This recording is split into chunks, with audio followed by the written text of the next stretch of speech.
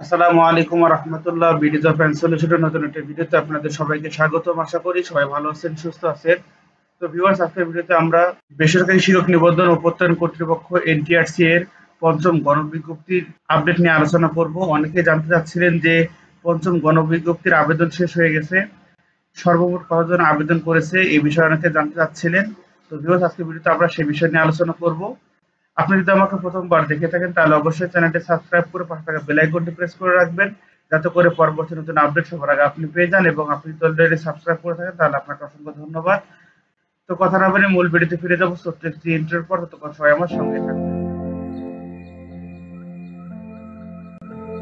অসংখ্য ধন্যবাদ এতক্ষণ আমার সাথে থাকার জন্য। তো ভিউয়ার্স, আজকের ভিডিওতে আমরা আলোচনা করব পঞ্চম গণবিজ্ঞপ্তিতে কতজন আবেদন করেছে। তো চলুন শুরু করা যাক। বেসরকারি শিক্ষা প্রতিষ্ঠানে ৯৬,৭৩৬ জন শিক্ষক নিয়োগে পঞ্চম গণবিজ্ঞপ্তিতে আবেদন গ্রহণ করা শেষ হয়েছে ইতিমধ্যে। এতে ২৪,০০০-এর কম প্রার্থী আবেদন করেছেন। অর্থাৎ পঞ্চম গণবিজ্ঞপ্তিতে কিন্তু ৯৬,৭৩৬টি শূন্য পদের বিপরীতে পঞ্চম গণবিজ্ঞপ্তিটি প্রকাশ করেছিল, এবং সেই পঞ্চম গণবিজ্ঞপ্তির আবেদন শেষ করা হয়েছে এবং জানা গেছে যে ২৪,০০০-এর কম প্রার্থী আবেদন করেছে। বেসরকারি শিক্ষক নিবন্ধন প্রত্যয়ন কর্তৃপক্ষের একাধিক কর্মকর্তার সঙ্গে আলাপকালে এ তথ্য জানা গেছে। নাম অপ্রকাশের স্বার্থে এনটিআরসি এর সংশ্লিষ্ট এক শাখার কর্মকর্তা জানান, আমরা আগে থেকেই ধারণা করেছিলাম পঞ্চম গণবিজ্ঞপ্তিতে আবেদন কম পড়বে। ১৭তম শিক্ষক নিবন্ধনে চূড়ান্তভাবে যত প্রার্থী উত্তীর্ণ হয়েছে পঞ্চম গণবিজ্ঞপ্তিতে আবেদন তার চেয়েও কম পড়েছে। তার মানে বুঝতে পারছেন যে শুধুমাত্র ১৭তম শিক্ষক নিবন্ধনে যতগুলো উত্তীর্ণ হয়েছেন তার চেয়ে কম সংখ্যক কিন্তু আবেদন করছে এই পঞ্চম গণবিজ্ঞপ্তিতে। ওই কর্মকর্তা আরো বলেন, প্রাথমিকভাবে আবেদনকারীদের মধ্যে অনেকেই বাদ পড়বেন, ফলে চূড়ান্তভাবে সুপারিশপ্রাপ্তদের সংখ্যা আরো কমবে।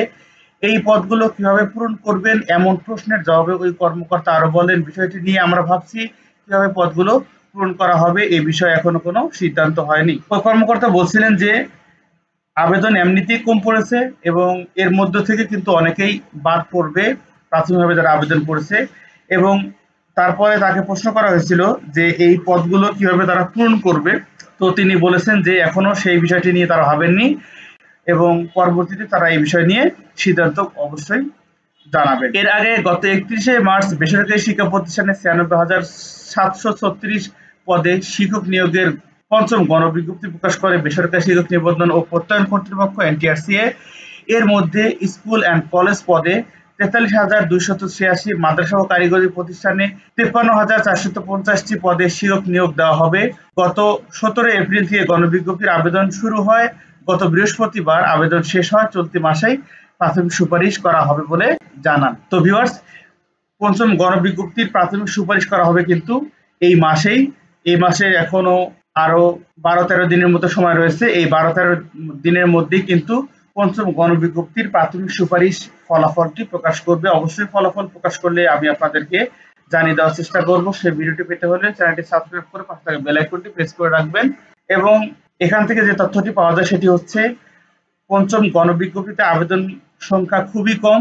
এখানে শুধুমাত্র আবেদন করেছে ২৪,০০০-এর কম, যেখানে আবেদন করার বা শূন্য পদ ছিল ৯৬,৭৩৬টি। এবং এই প্রাথমিক আবেদন করেছে ২৪,০০০, তাদের মধ্য থেকে কিন্তু অনেকেই বাদ পড়বেন। এবং এবং এই পদগুলো কিভাবে পূরণ করবে এই বিষয়ে এখনো সিদ্ধান্ত গ্রহণ করা হয়নি। এই পদগুলো পূরণ করার সিদ্ধান্তটি অবশ্যই খুব দ্রুতই এনটিআরসি জানিয়ে দেবেন। তো ভিউয়ার্স, যারা পঞ্চম গণবিজ্ঞপ্তিতে আবেদন করেছেন তারা অবশ্যই সতর্কতা মেনটেন করেই কিন্তু আবেদন করেছেন এবং এর মধ্য থেকে কিন্তু অনেকেই বাদ পড়বেন। এবং যারা প্রাথমিকভাবে উত্তীর্ণ হবেন আশা করা যায় তাদের সকলেরই শিক্ষক হওয়ার যে মনোবাঞ্ছা সেগুলো ইনশাল্লাহ পূরণ হয়ে যাবে। তো এই ছিল আজকের আপডেট, এবং পরবর্তী নতুন আপডেট পেলে অবশ্যই আপনাদেরকে জানিয়ে দেওয়ার চেষ্টা করবো। সবাই ভালো থাকবেন, সুস্থ থাকবেন। আল্লাহ হাফেজ।